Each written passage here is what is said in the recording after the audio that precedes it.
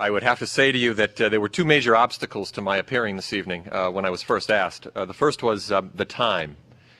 It might be a good time for all of you, 8:30 in the evening. I'm usually in bed with a book and drifting off to sleep. So I really had to think that one through very carefully. But Karen and Rick and they got Father Neenan involved. How can you say no to Father Neenan?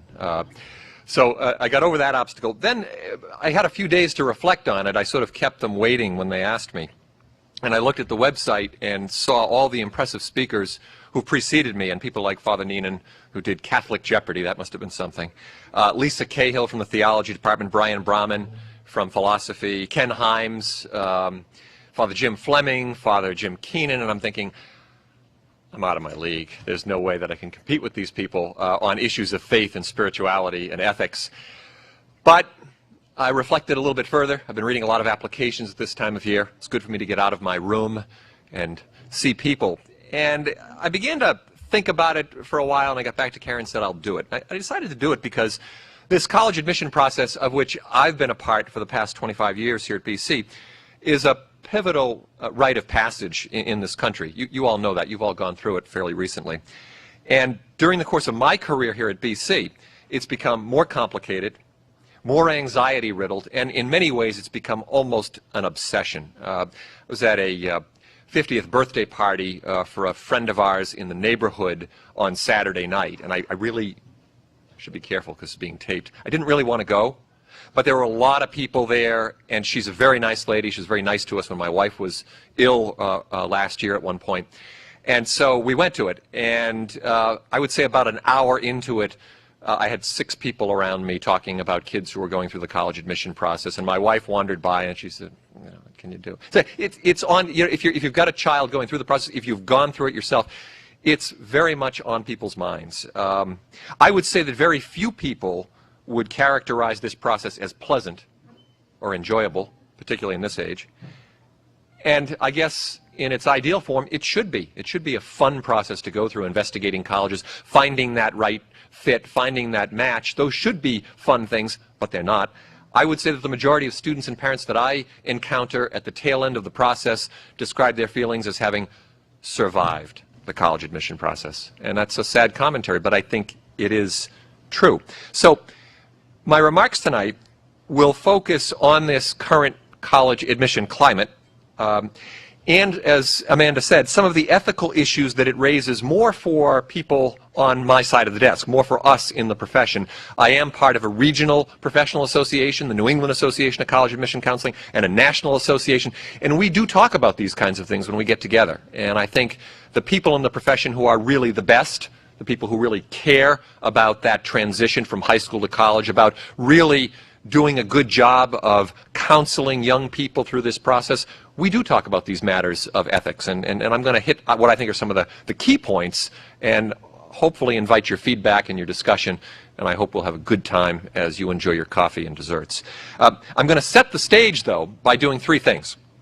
I'm going to introduce myself to you more fully than Amanda did, and Amanda was kind enough to sort of keep it on the very simple side. So I'm going to introduce myself to you, but I'm going to do it in the context of what I will characterize as a frighteningly abridged history of college admission here at Boston College over about the last 40 years. Don't worry, it's going to be very fast. And I'm going to use that quick look at Boston College to sort of address some of these larger trends that are driving the college admission process today. So I'm going to use a date line and just run through these dates to sort of set the stage for some of these ethical issues that have cropped up. I'm going to begin with the date 1972. Why is 1972 important in Boston College history, somewhat Boston College admissions history, but why is it important in Boston College history? Anybody? Okay, you show how young you are.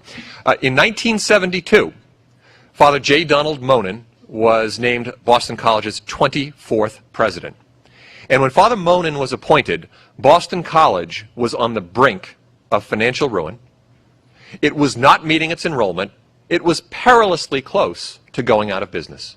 It was a small, local, borderline regional Catholic college in Boston, and it was in dire financial straits. Father Monin, I would personally characterize as the architect of the contemporary Boston College, because he stepped in at an absolutely critical time in BC's history and put in place the management team and the initiatives that I think have produced the contemporary Boston College. So I think we all, even if you might not know him, he's still wandering around here. You can still see him. We all owe a tremendous debt of gratitude to Father J. Donald Monin for building, or at least putting in place, the stones that became the great Boston College today. Okay, 1975. Why would that date be important? This one is less prominent, far less prominent than 1972. In 1975, a future director of undergraduate admission at Boston College enrolled as a freshman here. Me. There's nothing else to tell you about that, other than the fact that there were only about 9,000 applications for the same number of openings, 2,250, and I think they accepted something like 6,000 or 7,000 of them, so that's how I got in. I'm glad I'm not applying today. I say that to a lot of people. A lot of alumni that I meet on the road say that, and I say it right back to them. But in 1975, I enrolled here as a freshman. 1979, why would that date be important? I graduated from Boston College, yes, in 4 years, on time, with a degree in English. But now there's another important point in 1979, more related to college admission in general. In 1979, from a demographic standpoint, we reached a peak. In that year, there were 3.2 million high school graduates in this country. 3.2 million. That was a peak. And fortunately, in 1979, there were a lot of really smart people here at Boston College in admissions and in enrollment management who were looking to the future. And they knew that a peak was being hit in 1979 and that peak was going to go dramatically down over the next decade and a half. But more importantly, the decline in the number of high school graduates was going to be most pronounced in the Northeast. And so they began to realize that if Boston College didn't become more national in its recruitment effort and more national in its student body, it would still continue to be threatened from an enrollment standpoint. So that's why 1979 was important. 1984, why would that date be important? Any sports fans in the audience? Doug Flutie. Doug Flutie in 1984 threw the Hail Mary pass on the day after Thanksgiving, I think it was, against the University of Miami. He won the Heisman Trophy. He claimed that in December. BC went on to play in the Cotton Bowl on January 1, 1985, and I'm pretty sure that BC's national ranking in football that year was the highest it's ever been, 4th in the country. So, 1984 produced what is still today called the Flutie factor. If you read about a sports team that sort of comes from a college sports team that comes from out of nowhere and goes far in the NCAA tournament, oftentimes there's an impact in admissions, and there was a big to-do about the Flutie factor in admissions at Boston College that year. Did you all know that? Have you heard about the Flutie factor? Anybody want to hazard a guess on how much applications went up in the famous Flutie year? 50%? Higher, lower? Higher. 100? 75? 100, okay. They went up 12%.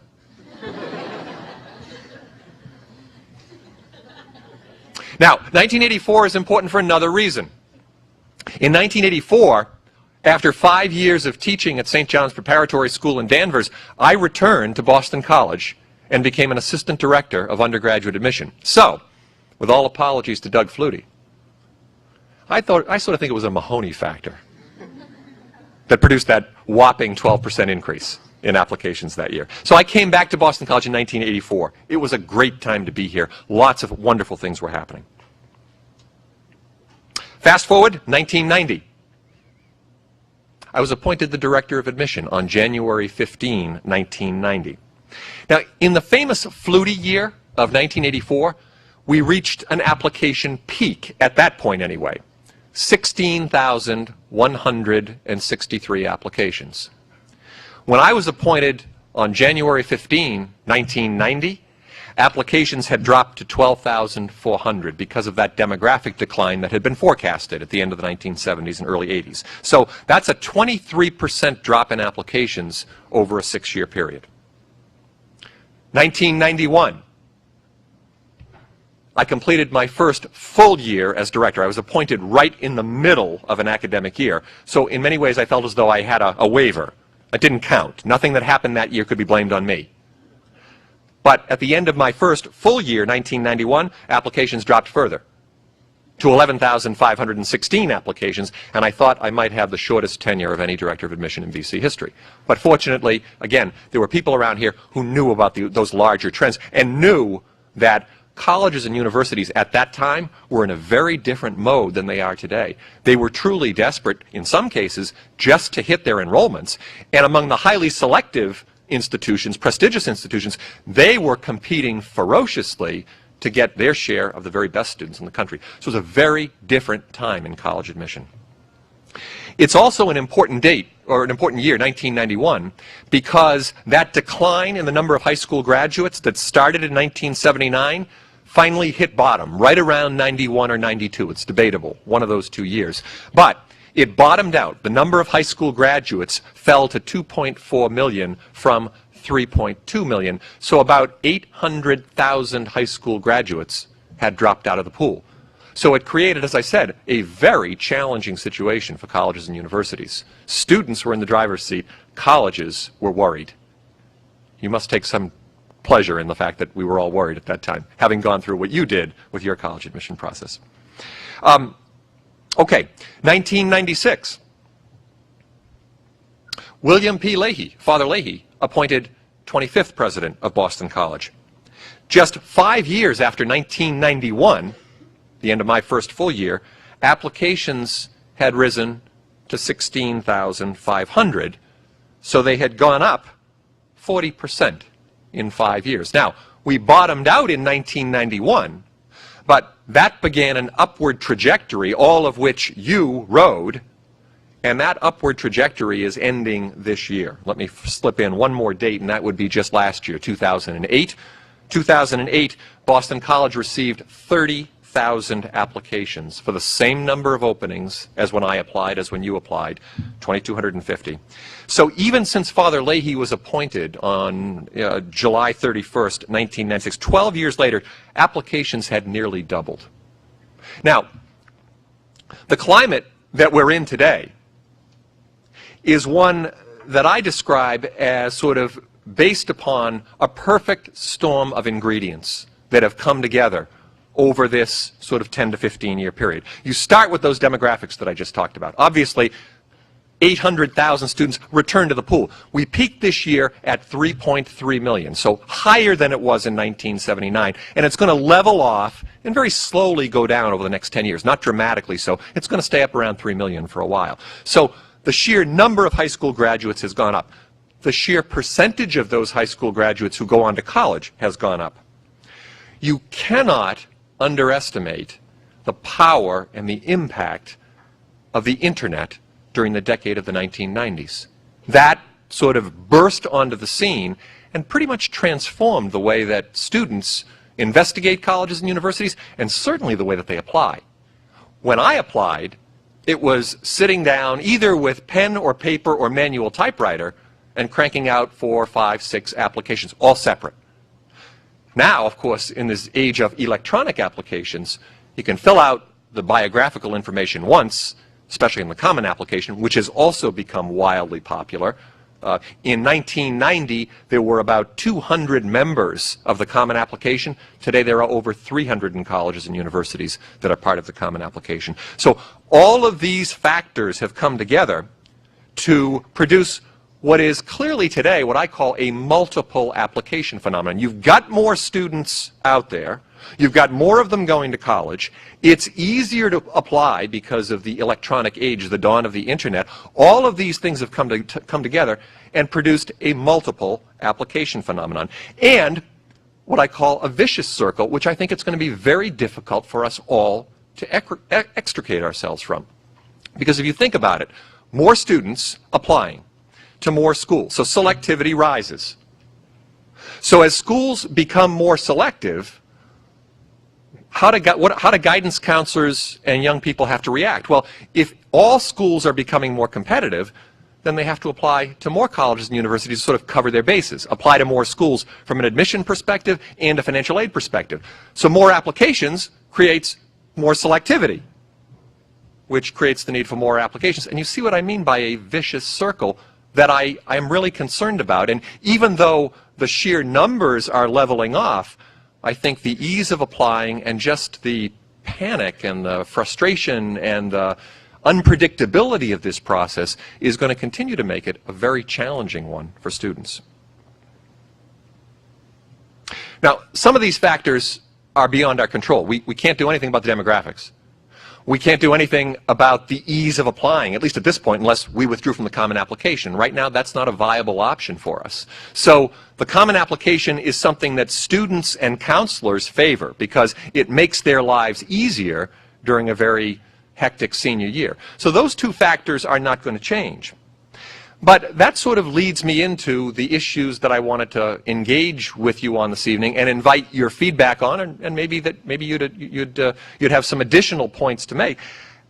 I'm very concerned about the ways in which colleges and universities are fueling the pressure and the anxiety instead of trying to reduce it and make it better. I think that there are some practices, there are some tactics out there being utilized by colleges and universities that are making the situation worse, not better. In many ways, I have to place as a culprit, and I'm not here to attack them, but one of the major culprits, one of the major reasons why these sort of borderline ethical practices are even on the table would be U.S. News and World Report. That also sort of came to life in the late 80s, early 90s, just as things were beginning to turn around in terms of the demographics. So U.S. News and World Report is very much a driving force because as much as colleges and universities decry the ratings, you know, they don't really represent quality, there's no way to evaluate higher educational institutions, they're all there in August, anxiously awaiting the release of the new issue of America's Best Colleges, which one of my colleagues, by the way, in the profession calls U.S. News and World Report's swimsuit issue, because it sells the largest number of copies each year for U.S. News and World Report. But in many ways, I think that is what is driving some of these things that I'm going to talk about, because U.S. News and World Report evaluates colleges and universities on 6 variables, and I'm not going to go into their formula, their methodology with you, but 2 things that matter a great deal are an institution's level of selectivity, how low is their acceptance rate, how few students are they accepting, and then secondly, the quality of their student body, typically measured by SAT scores, although to some extent by class rank. So those things matter to colleges and universities. And again, as I told you, almost, well, not almost, a lot of university presidents, a lot of faculty will say we pay no attention to them, but they do, because they're there waiting for when that issue comes out. Now, and of course, sadly, U.S. News and World Report, I think, carries more weight than it should with families, because a lot of families who are navigating this process don't really have good ways to investigate colleges and universities. It's such a complex process. There are some 2,600 four-year colleges and universities in the country. Where do you start? How do you begin to evaluate quality? Well, U.S. News and World Report is there, and a lot of people figure that's where I begin. I want to look at those top 25 schools, those top 40 schools. That's where you begin. That's a shame. And again, I'm not knocking U.S. News because I think it does a lot of valuable things. It compiles a lot of good data that can actually be very helpful in a college search. But it's when families take the rankings as gospel truth that the process begins to break down a little bit. That said, colleges and universities, despite what they might say, want to have the best possible ranking because academic reputation, we know, drives enrollment decisions. You're going to attract more applicants and better students if your ranking is higher in U.S. News and World Report. So, some of the things that colleges and universities have done, and once I finish, I would be interested in hearing your feedback to see if you encountered any of these things or encountered some additional things that I might not touch upon. The first would be, again, going back to that decade of the 90s when things were really turning around, when we were at our lowest point in the early 90s, when the number of high school graduates was low and colleges and universities were really struggling to meet their enrollments. It was at this point that you saw a lot of colleges and universities utilizing early admission programs, well, whether it was early decision or early action, utilizing them really for their own benefit. I suppose it provided a benefit to the students as well, but they were really utilizing these programs for their own benefit. And what I mean by that is that because the concern about enrollment or attracting the best students was so high, they became much more liberal in their acceptance rates under early decision programs and early action programs. Much more liberal. And guidance counselors are smart people. They began to figure this out in the mid-90s and realized that if you wanted to maximize your chance of being admitted to a school, probably you were well advised to be in their early action or their early decision pool. And once that message got out, of course, early admission programs just exploded in popularity. BC went as high as 7,000 early action applications just a couple of years ago. We have finally come down a little bit, and I can address that later.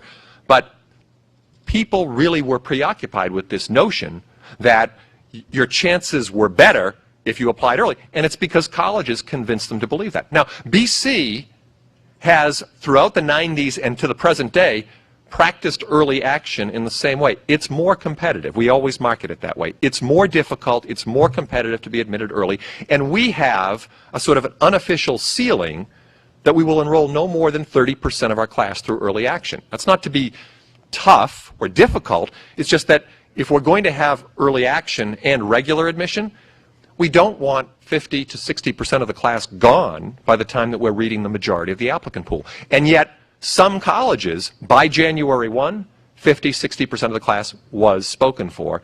And so pity you if you were in their regular decision pool. To me, this is an example of colleges and universities acting in their own best interests, certainly, and not necessarily in students' best interest, because that kind of behavior in the early to mid-90s is what fueled the run-up in early admission programs and early admission applications. And you know that just 2 years ago, because the frenzy had gone so out of control, 3 prominent schools, Harvard University, Princeton University, and the University of Virginia, eliminated their early programs completely. So that's an example of where, from an ethical standpoint, it would be great. It'll never happen. But it would be great if all colleges and universities sort of returned to the original idea of early decision or early action, which is, it's a program for those those rare students who, by the end of the summer, before their senior year, have researched colleges well enough and they really feel as though they know the school that they absolutely want to go to. Whereas what the reality is today, that I hear from so many guidance counselors, is when they have their first meeting with a family, the family sits down and says, we want to apply early somewhere, we just don't know where. Early would be better if it were just for those rare individuals who really did know where they wanted to go. And really, I think everybody's interest would be better served if people were applying post-January 1 under the regular admission process. Second thing that's far more questionable from an ethical standpoint, and again, since you're all fairly recently through the process, maybe you received a letter. When you took the PSAT, you probably checked off that box saying, sure, I'd love to hear from colleges and universities that are interested in me, and that led to a blizzard of information that came out to you, emails, whatever. Well, there's a new, fairly recent phenomenon called fast-track applications. You'll get a letter, a very nice letter from a dean of admission, director of admission, saying that we're delighted that you've indicated an interest in being contacted by colleges and universities. We've gotten your name from the college board, and we see you as the kind of student who'd be great for our institution, and if you go to this website and fill out part 1 of the application, we'll waive the application fee. Fast-track applications. So routine waiving of application fees. This flows right out of U.S. News and World Report. These are schools that are clearly trying to simply raise their applicant pools. Are these really serious applications? I would say in a lot of cases, no. They're very soft applications. But what student isn't going to receive a letter like that and say, gee, that's nice, and I can apply, and for free? Now, we don't waive application fees unless financial hardship has been proven. We'll do it under those circumstances. But by eliminating the application fee, it's just a very transparent move to up the applicant pool, to increase selectivity, which of course is going to make that school look better in U.S. News and World Report. Third ethical issue that we talk about a lot at our national conferences and regional conferences is a phenomenon called expression of interest or demonstration of interest. Amanda is a volunteer in our office. There are some other volunteers who work in student admissions as well. And I'll bet that they've seen families come in to our desk, the reception desk in Devlin Hall, come up to the desk, find out when the tour or the information session is going to be, and then say to us, "Where do I sign in?" To which a staff member will respond, "Are you on the mailing list already?" And oftentimes the answer is yes. They've filled out an electronic inquiry and they've gotten some literature from us. To which we say, then you don't need to fill out anything else. To which they say, "Oh yes, we need to tell you that we were here. We want it noted that we were here." To which we have to say, "No, we're not tracking that in making admission decisions." But lots of colleges and universities are. They say it openly. I was on a panel a couple of years ago at a local high school with a panel of 4 different colleges and universities. One of the colleges, the speaker openly told the audience, if you get an email from us, respond to it. The number of times that you hit our website, we're tracking that. If a representative from our college comes to your school, come get out of class. We are interested in people who are interested in us. So demonstration of interest is being factored into admission decisions. I think ultimately it's going to corrupt the process, and students are so programmed right now to make sure that their interest was reflected that I think that data is not going to mean much anymore. But BC continues to practice what I call credential-based admission. If we made admission decisions based on level of interest, I probably would have lost my job years ago, because there are lots of students who want to come here. But we believe in reading the application and making the best possible decisions based upon the information that we have in the file. So those are 3 issues that are certainly being talked about, debated in the college admission world, college admission circles. Another issue that gets a fair amount of attention, because a number of colleges in recent years have made test scores optional, SATs or ACTs optional. You can send them if you want. Now, the first college to step out on a limb and be test optional was Bates College back in 1984.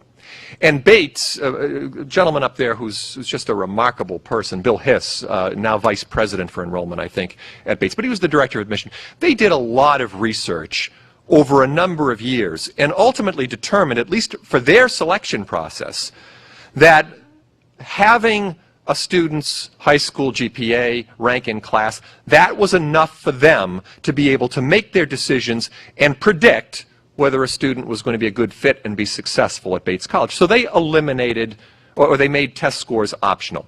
In recent years, you've had many, many schools do it. And I'm not sure they've applied the same rigorous research standards that Bates did back in 1984.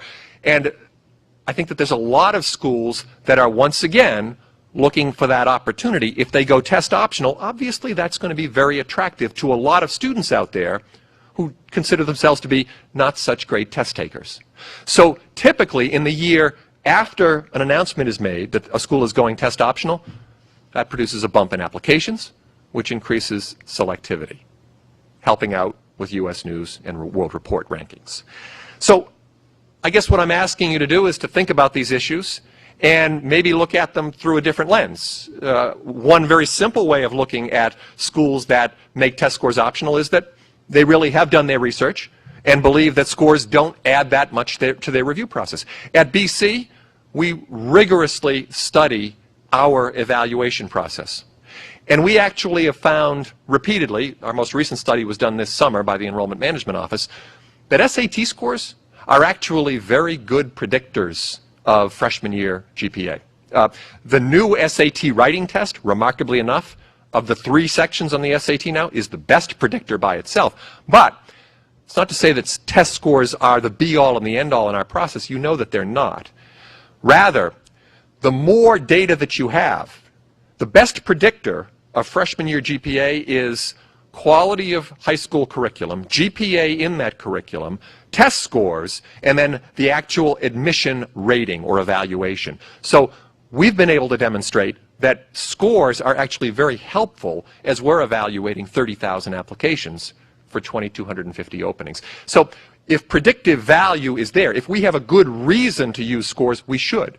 Our national association, the National Association of College Admission Counseling, released a study on standardized testing just this past fall in Seattle. And they encouraged pretty much what I'm saying.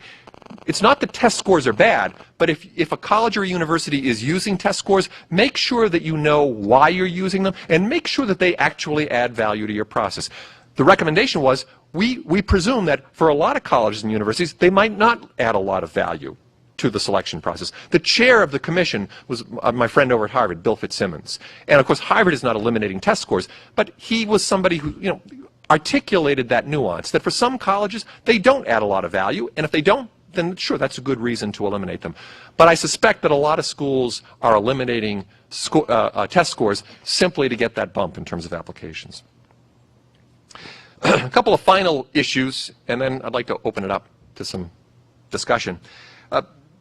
And issues that really, they're somewhat admissions related, but maybe they're more cost and financial aid related. And in these economic times that we're living in, these issues take on even greater importance. And there are some principles that are very important to those of us who work in admissions, and I'd like to talk about some of those principles. I suspect you have strong opinions, maybe one way or the other, on some of these things, but just use some terms with you that are tossed around a lot in admissions, but just to sort of define them fully and define why we are what we are in terms of costs and financial aid. One thing is, for example, need-blind admission. Need-blind admission, I would say, is sort of a cherished principle in college admission. And if a school declares itself to be need-blind in the admission process, what they're saying is that they pledge, as they're reading applications and making decisions, that a family's ability to pay, or in particular not pay, will have no influence on the admission decision. So we're need-blind as we read applications. BC has always been need-blind. My staff has no access to any financial data for any student who's applied for financial aid. So we're need-blind as we make admission decisions. Now, in recent years, a good number of schools have declared themselves, and I actually applaud them because at least they're being open and honest about it. A number of schools have declared themselves to be need-sensitive or need-conscious. The terms are sort of interchangeable. Need-sensitive or need-conscious. Schools that fall into that category are schools that are saying, look, we have to live within budgets. We have a certain amount of money allotted in the financial aid budget. At the end of the process, as we're looking at admitted students or students who are on the cusp of being admitted, if we're bumping up against the top of our financial aid budget, then once we know we've spent what we can spend, and if we still haven't admitted the entire class, admitted enough students to enroll our class, then from that point forward, we'll choose students who can pay over those that can't pay. Again, I applaud them for their honesty and their integrity. If BC were in a situation where we could not, we are both need-blind and we meet full need in the financial aid process, even if we were not in that position to be able to meet the full demonstrated need of every student that we accept, I would still argue strongly that Boston College remained need-blind. Because I'd like for admission decisions to at least be based on a student's credentials. The counter-argument to that could be, well, but if you admit a student who does have need, and you can't meet that need, aren't you dangling a carrot out there and sort of making it impossible for that student to come, if in fact they want to come? To which I would say, yes, guilty as charged.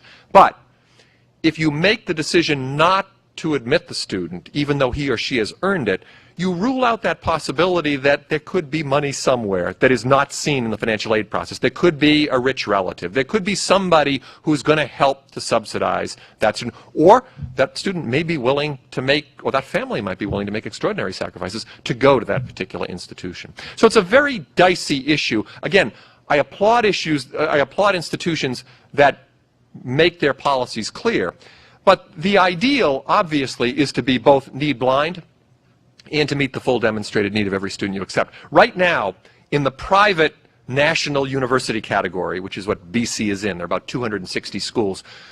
We have researched it pretty carefully, and we estimate that there are about 24 institutions nationwide that are both totally need blind in the admission process and pledge to meet the full demonstrated need of every student that they accept. Which leads me into the other issue, particularly given the challenges of the economy right now. That is need-based financial aid versus merit-based financial aid. We just had a program on campus here January 25th, a couple of Sundays ago. The weekends are all running together. And I had a lot of parents who came up to me at the end of the day who said, we like it. We really like it a lot. We're going to see what else happens, but we don't qualify for need-based financial aid. Is there any possibility of merit-based aid? To which I have to say no. No, we're committed to meeting the full demonstrated need of every student that we accept. And that costs Boston College right now about $75 million. We award each year across 4 classes $75 million in need-based grant. That's on about an $800 million or so operating budget. So about 10% of the operating budget goes to meet the full demonstrated need of every student we accept. If we were to get into the business of merit scholarships, or, if you will, non-need-based scholarships, and that's, I suppose, another ethical issue which I wasn't thinking about covering this evening, but oftentimes non-need-based scholarships are disguised as merit scholarships. They'll be called, you know, a family that really doesn't qualify for any kind of financial aid and actually has pretty significant means will be awarded a $10,000 merit scholarship in order to entice that student to enroll. But it's really, you have to keep in mind, it's a zero-sum game, at least at a place like Boston College, which is not a tremendously wealthy institution. It's one or the other. You can't be awarding $75 million in need-based aid and $80 million in merit-based aid either. So the choice has been made here, and as an alumnus, I'm very proud of it. We haven't always been able to meet the full demonstrated need of every student we accept. That's happened just in the past decade. But to be able to be need blind and to meet full need ensures that qualified students from all kinds of socioeconomic backgrounds will be able to come here if they can earn admission. And I think that's a noble goal, and it really speaks to the original mission of Boston College as well. So those are some of the topics, those are some of the issues that, to my way of thinking, are making an already challenging process for families even more difficult. And I think at this point I'll just stop because it is late and I could fall asleep at any point. But mostly I'd like to sort of hear your reactions. Whenever we do focus groups up in admissions, it's great because I sort of feel as though I've got a laboratory that I can use for my own investigative purposes. Any of you who have comments on anything that I've said about some of these ethical issues or just the quick history that I gave you of BC admissions or anything at all that you encountered in the process that you'd like to talk about, I'd be more than happy to chat for a few minutes. And thanks for your attention, by the way. Yes, go right ahead. What do you foresee the trend over the next decade to be in the sense of number of applicants, and how do you think the expansion plan into, I guess, Brighton or wherever it's going is going to affect that? Great question. Well, as I said, the demographics have peaked in this year. So the students that are applying to college this year have the unfortunate distinction of applying in the year when the maximum number of high school graduates are applying. It is going to level off. It's going to go down ever so slightly. My own feeling, just in general, not BC specifically, is, as I think I said earlier, I think the next 5 to 10 years, it's going to stay up at this level. And I think certainly the well-established schools like the BCs, the Georgetowns, the Notre Dames, are going to continue to have lots of applicants. And that's due to the demographics and due to just the ease of applying and to some of these ethical issues that I've talked about as well. I think it's just going to continue to drive applications high. The Boston College 10-year strategic plan is exciting. I may be retired by the time that it comes to fruition. You will be gone probably by the time that it comes to fruition. You'll be able to come back as alums and view all of these great things that are going to happen. But my expectation, to answer your question directly, is that I think, 5, 6 years down the line, as we begin to see some of these things happening, in terms of residence halls, maybe in terms of breaking ground on a student center or a new plex, these things certainly, I would think, are going to add value to Boston College's reputation. And let's keep in mind that there's lots of money apportioned also to hire new faculty, to keep class sizes not only at the level that they are, but to lower them even further. All of these things, I think, will help us to compete that much more successfully for great students like yourselves in the future. I think these are the kinds of things that will I mean, we're really blessed here. Whenever I travel, I try to visit other colleges and universities, and in many ways you can sort of take this place for granted. The beauty of the campus, the quality of the facilities. Obviously, we have very ambitious plans, and there are great needs in terms of a student center and in terms of a recplex, and even renovation of some buildings. But by and large, you'd look at this place, and I can't tell you the number of parents who finish a tour and comment on just how beautiful the campus really is. Anybody else? Oh, okay. Yes.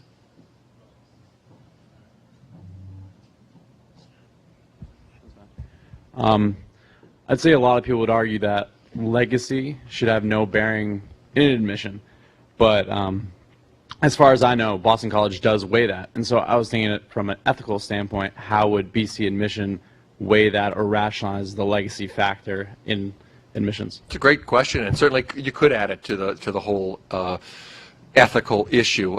Since the time that I've been here in 1984, extra consideration has been extended to the group that would fall into the category of children of alumni. Somebody asked me beforehand, do brothers and sisters count? And the answer is no, unfortunately. But yeah, we've always given extra consideration if the applicant's mother or father graduated from Boston College, either at the undergraduate or at the graduate level. I think the rationale for doing it is justified, to be honest with you. I think it's an appropriate bow, I guess, to those who walked these corridors 20, 30, 40 years ago when BC was a very different place. And I can tell you for a lot of alumni who do have children applying, their great fear is that it is that much more competitive and that their children might be deprived of the experience that they had here because they had such a wonderful experience. So I think, extending that extra consideration. I'm going to quantify exactly what that extra consideration is in just a second. But the other thing, this is sort of just a reality of the process. We also have to think about, if you will, university relations. We want to keep strong relations with our alumni because we hope that if they had a good experience here and they continue to love this place, they're going to dig into their pockets and they're going to contribute to make some of these goals that we have as an institution come to fruition. So extending some consideration in the admission process it's justified for that reason as well. That said, it's a great question. We had last year about 1,200 out of the 30,000 applications, about 1,200 children of alumni applied. About half of them were accepted, so about a 50% accept rate. And then about 55% of those that we accepted actually came to BC. Now, the accept rate for the entire applicant pool last year was 26%. So you could say, well, wow, double the acceptance rate.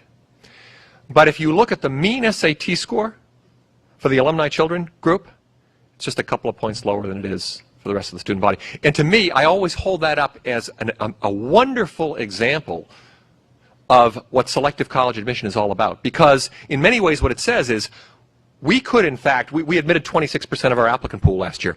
We could have admitted 35, 40% of our applicant pool.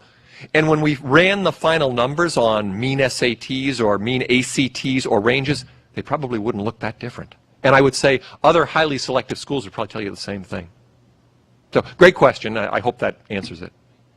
Yes, go right ahead. I was wondering if you could talk about gender in admission now that the demographics are such that more girls are applying to college and supposedly it's harder for girls to get into some schools. Yeah, I subscribe to a newsletter called Post-Secondary Education Opportunity, and the headline in one of the more recent issues was, "What's wrong with the men?" There's a couple things going on here.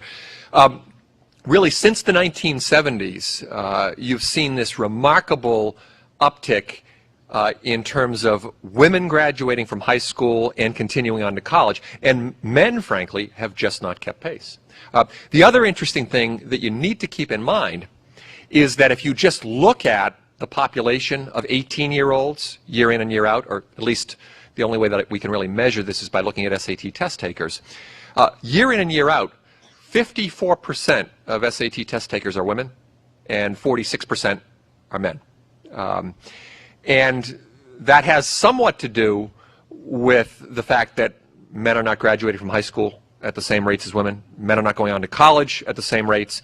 It also has to do, sadly, with the fact that boys have higher mortality rates before the age of 18 than do girls. That all produces this imbalance at age 18. BC's applicant pool is about 58% women and 42% men. We have, as you know, 4 undergraduate divisions here at BC: Arts and Sciences, Management, Nursing, and Education. The School of Nursing, year in and year out, is about 99% women applicants. The School of Education, almost 90% female applicants. Management is tilted a little bit toward the males, although the females are catching up there as well, and Arts and Sciences is also tilted toward the females. So BC, each year, we come in at about, I would say, 53, 54% female and 46, 47% male. And you know, I would say it is somewhat more selective for females applying to the College of Arts and Sciences right now, because we begin each year, in terms of the enrollment, with about 250 to 300 students in the schools of nursing and education that are going to be female. And we could very quickly become 60% female, 40% male, and we don't think that that would be a good mix from a student development standpoint. Go right ahead, sir. Why aren't minorities being shown more, if any at all, preferential treatment in the college admissions process? Because there's no denying that Boston College's demographics do not mirror the demographics of society. Have you looked at the demographics of BC recently and the demographics of society?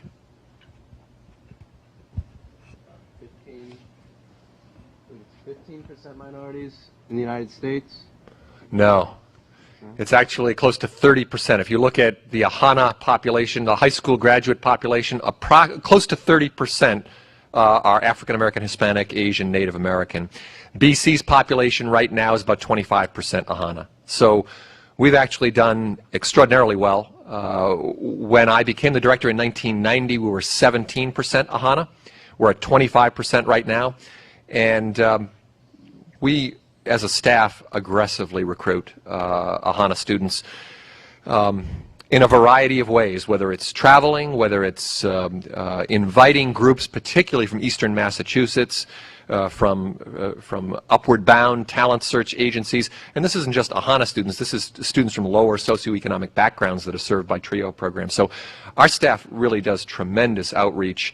And it's not just the domain of 1 or 2 people on my staff. I've got right now 3 AHANA members of my staff, but it's a staff-wide commitment. When we travel, we try to really identify schools where there are going to be strong AHANA populations. And if you look at the demographics, frankly, we could be better. I mean, idealistically speaking, I'd love for Boston College to look like America. I'd like it to be close to 30%, but to be at about 25% when the AHANA population, the high school graduate population, is about 30%, I'm content with that.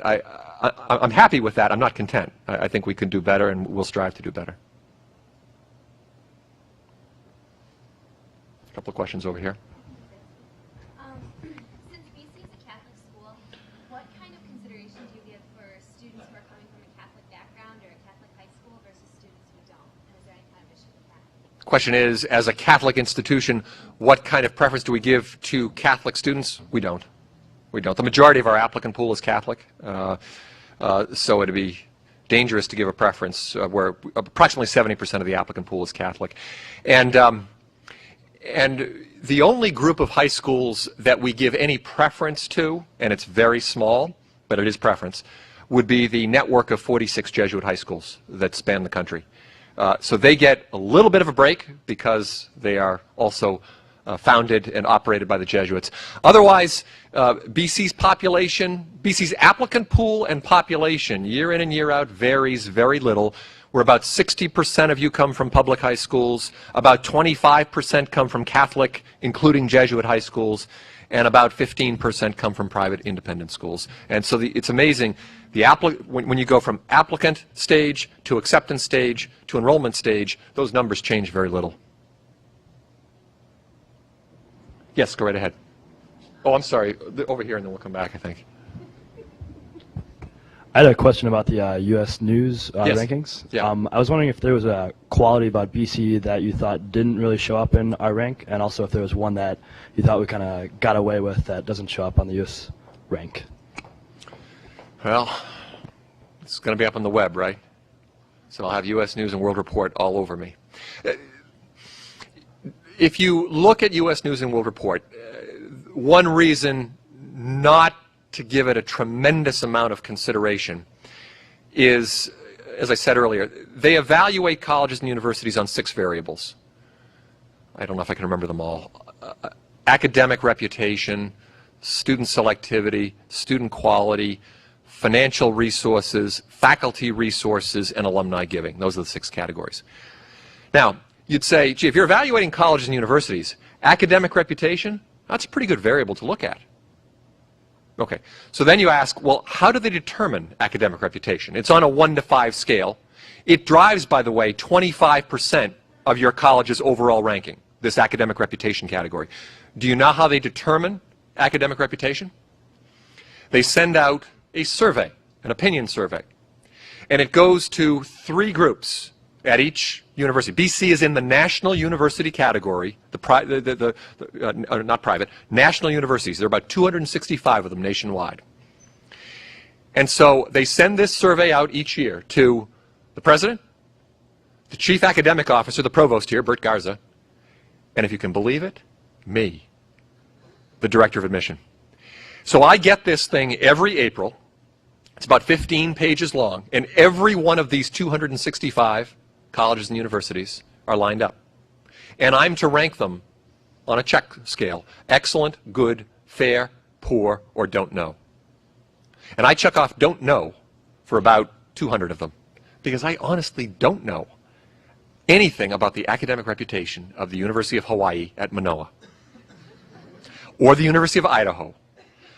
The schools that I feel as though I know something about, I put a rating down. But think about how superficial that is. Think about the potential, if you will, for sabotage. We compete against Georgetown. So I fill out the Georgetown one and I say, poor. I actually rank Georgetown excellent, because I think it's a great school. But somebody who was looking to hurt a competitor could do it. So this academic reputation, 25%, is based on, if you will, a peer survey, a peer assessment. And, you know, I'm not the smartest guy in the world, but I'm not sure that there are too many people out there who would have that kind of comprehensive, authentic knowledge about 265 national universities to be able to give a reasonable opinion. So I guess that's a long way around saying to you, I don't think BC's academic reputation is duly served in U.S. News and World Report. If you look at our ranking there, it's about 3.4 or 3.5 on the 5 scale. The schools that are in the top 25 are all above 4. And I just don't think there's an appreciation, recognition for the quality of academic, of the faculty and of the quality of academic life here at BC. So I think it's an area where I know we lose. It knocks our rating down dramatically. But step behind that particular variable, and it really leads you to question the validity. Sure. I'm sorry?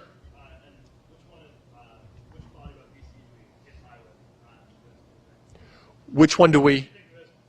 Is the best one?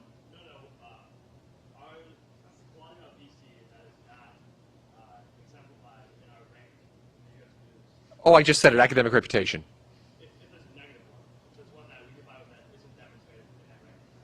Oh, not sure I understand the question. We do very poorly on alumni giving. it's less than 30% of our alumni that give, which is astonishing to me, and I'm not sure I know why. But that's one area that really hurts us. And another area that hurts us is the category of faculty resources. And that has a lot to do, schools that do very well on that category, we're ranked pretty far down on faculty resources. We are certainly a research university, but we don't have a medical school, and we don't have an engineering school, which are sources typically of huge research dollars. So we don't draw the same volume of research dollars, and hence our faculty resources. I mean, that's one reason. There are other reasons why our faculty resources aren't as high, but that's one reason. You know, at least I think, and I hope you feel as though the teaching component is really valued here. You've got faculty in the classroom who are active and engaged researchers, but they're also committed to teaching. At a lot of institutions, I'm not sure undergraduates meet some of those really great researchers because they're doing research or they're just teaching graduate students. Got to be fair here. Go over here.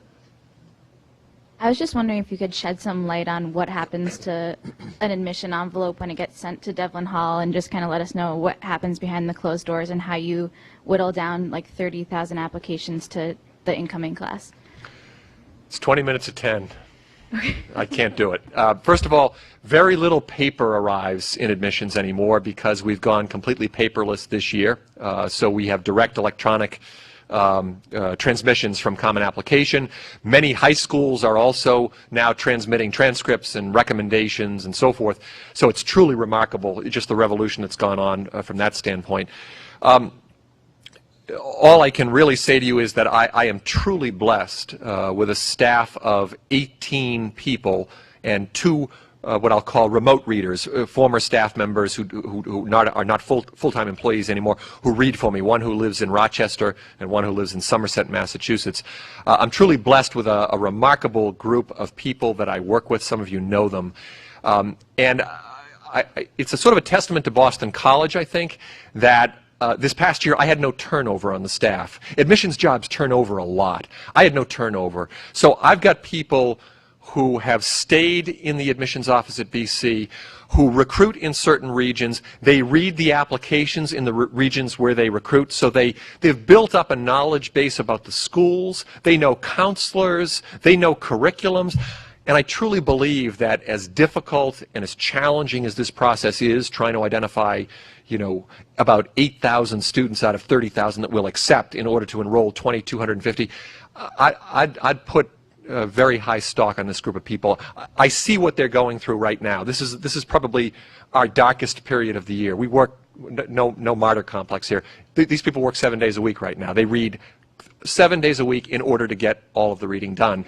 And as much as there's exhilaration at the end of the process, and we look forward to engaging with accepted students, such as the early action students in January, and we look forward to the admitted students programs in April, there's also a good degree of anguish because we know we're also sending out letters of denial to perfectly qualified students who'd be great leaders here as well. So we take I think what I can say to you is we take the process seriously. Every file is read from cover to cover.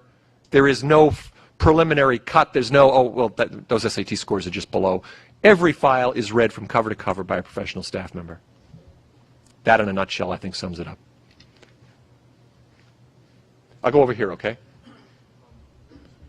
couple years ago, I don't know if it was last year or the year before, I read in U.S. Newsweek that we were, quote-unquote, one of the new Ivies of America.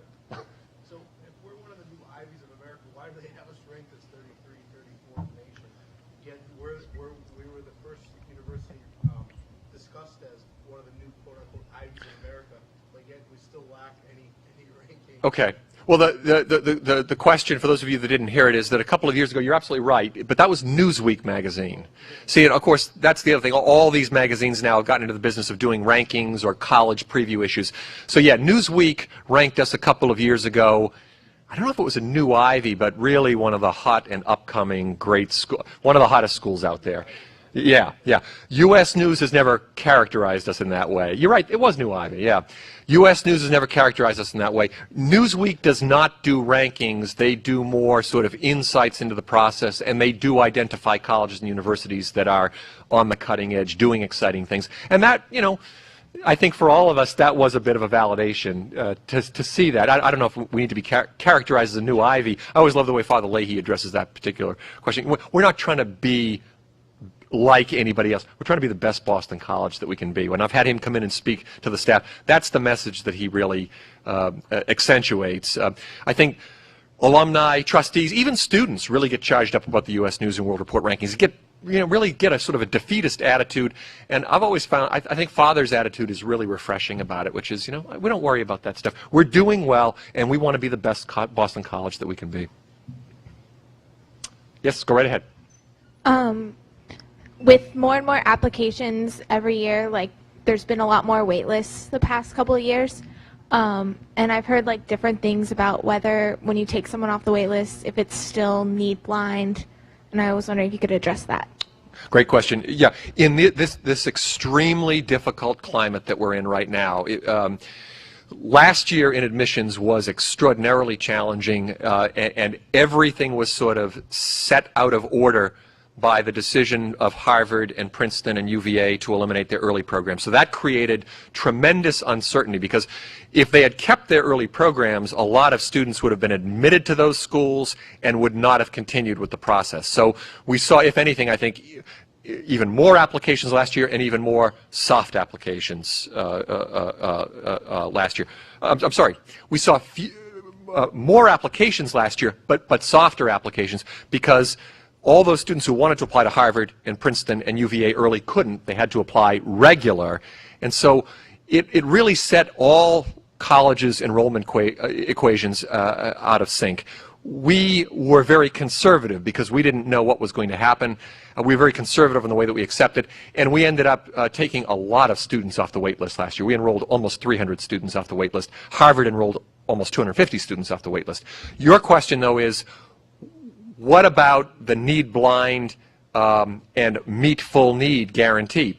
And a lot of schools will make the distinction that on the first round of offers that they make in late March, early April, they will in fact be need blind and will meet full need. However, based upon the returns, if their financial aid budget is overspent, then in fact, if they need to go to the wait list, A, they might not be able to be need blind, or they might be need blind, but they won't be able to meet full need. And again, I think the key point is the one that I mentioned earlier.